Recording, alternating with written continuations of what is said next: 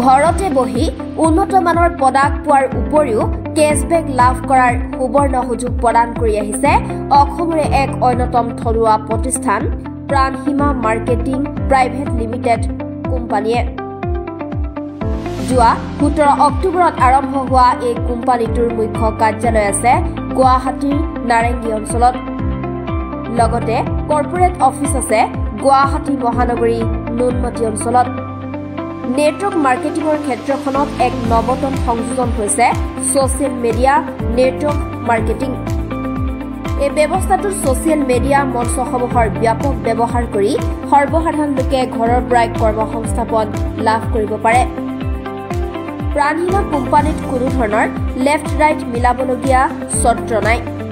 কোনো ধৰণৰ বিনা প্ৰতিদান স্বৰূপে প্ৰডাক্ট নিদি কেৱল জইনিং ফিজ হিচাপে পইচা লোৱা নহয়। মানুহে উন্নত মানৰ প্ৰডাক্ট যোগদান কৰাৰ বিনিময়ত লাভ কৰে আৰু নিজে এই ব্যৱসায়টো আৰম্ভ কৰিব পাৰে।